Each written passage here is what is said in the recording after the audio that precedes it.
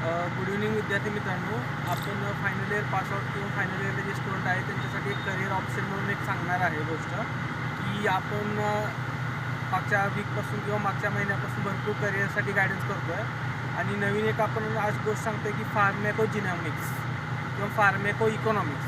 आता फार्मॅको इकॉनॉमिक्स तुम्ही कधी ऐकलं नसेल तर तुम्ही सर्च करा फार्मॅको इकॉनॉमिक्स काय असतं आहे. तर बेसिकली फार्मॅको इकॉनॉमिक्स काय असतं आहे की हेल्थ रिलेटेड पॉलिसीज. आपण फार्मा स्टुडंट आहे तर आउट ऑफ इंडिया किंवा इंडियामध्ये काही हेल्थ पॉलिसी असतात की औषधांच्या दराच्या बाबतीत, कॉस्टच्या बाबतीत जे हेल्थ पॉलिसी ठरतात ते फार्मॅको इकॉनॉमिक्समध्ये असतं.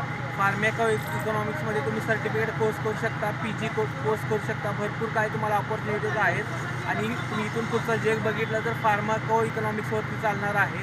तर तुम्ही फार्मॅको इकॉनॉमिक्स काय आहे ते समजून घ्या, त्याच्यामध्ये इम्प्लिमेंट करा, ते शिकून घ्या आणि त्याच्यामध्ये तुमचं करिअर बनवा.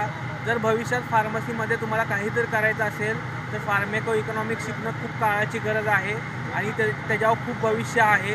तुम्ही जर इतर बाहेरच्या देशातल्या कंट्रीज बघितल्या तर त्या कंट्रीजमध्ये फार्मॅको इकॉनॉमिक्सवरती पॉलिसी ठरतात आणि त्या पॉलिसी इम्प्लिमेंट होतात.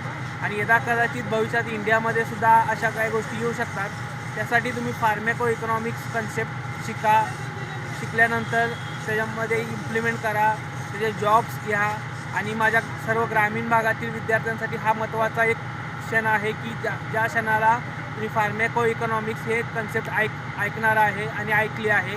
हे कन्सेप्ट तुम्हाला कोणीही सांगणार नाही आहे. मी सांगतो आहे का तर मला वाटते की ग्रामीण भागातील विद्यार्थी पुढे जावा हवा. आणि ह्या एवढ्या गोष्टीसाठी मी माझा वेळ वाया घालवत नाही आहे की लोकांना वाटते हा वेळ वाया घालवते, पण मी वेळ वाया घालवत नाही आहे. मी ग्रामीण भागातील विद्यार्थ्यांना कुठेतरी पुढे न्यावं, हे माझा एक प्लॅटफॉर्म आहे. थँक्यू.